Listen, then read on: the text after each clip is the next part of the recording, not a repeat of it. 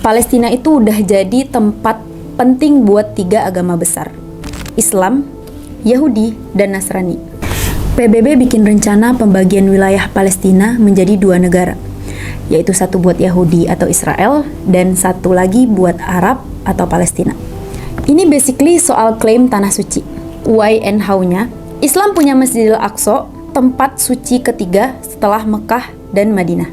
Yahudi juga menganggap Yerusalem itu tanah perjanjian, karena itu tertera di kitab Taurat. Kristen juga menganggap tanah ini penting, karena Yesus lahir di Bethlehem. Nah, masalahnya, semua pihak merasa punya hak lebih atas tanah ini. Jadi konflik keagamaan ini nggak cuman soal iman, tapi juga perebutan siapa yang punya legit claim atas wilayah tersebut. Tapi Palestina ngerasa ini nggak adil buat mereka, karena Yahudi saat itu posisinya minoritas jumlahnya, dan malah dapat wilayah yang lebih besar. Yahudi setuju, Palestina menolak dong, dan di sini konflik pun dimulai. Ini puncaknya tragedi buat Palestina.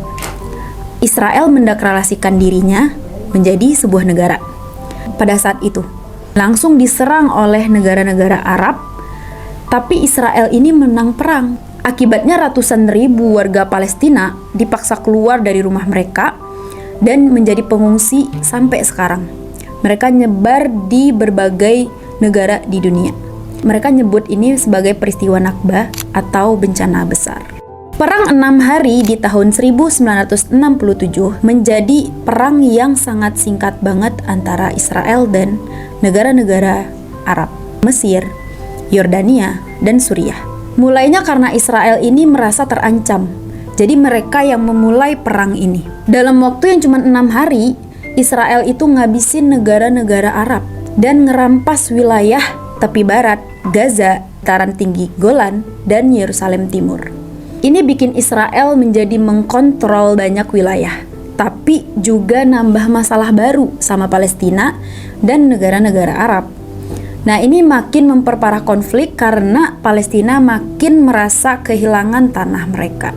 Intifada pertama di tahun 1987 sampai 1993, ini basically kayak momen meledak mereka karena udah capek hidup di bawah pendudukan Israel.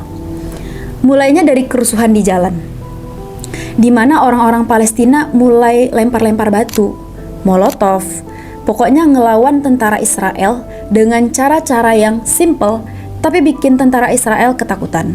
Mereka protes soal kesulitan hidup, perampasan tanah, dan pemerintah Israel yang gak pernah adil sama Palestina. Intifada ini akhirnya bikin Israel dan PLO atau Palestinian Liberation Organization mulai ngobrol dan bikin perjanjian Oslo pada tahun 1993. Walaupun gak berakhir damai, gerakan ini bikin dunia internasional akhirnya melihat dan melirik Palestina dan melihat perjuangan Palestina yang sangat serius dalam memperjuangkan hak-hak negara mereka.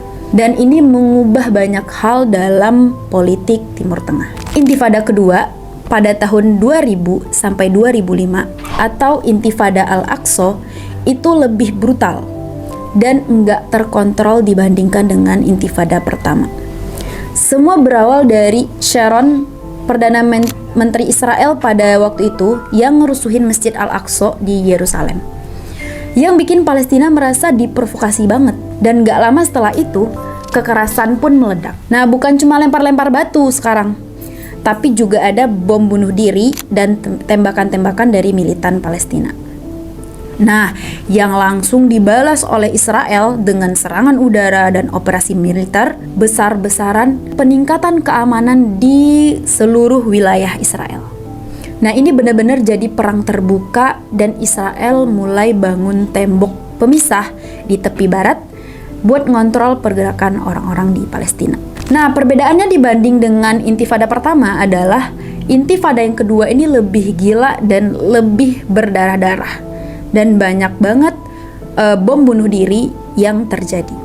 Nah, Intifada ini akhirnya berhenti setelah gencatan senjata di tahun 2005. Tapi akibatnya panas banget. Sampai sekarang proses damai pun jadi benar-benar makin susah banget.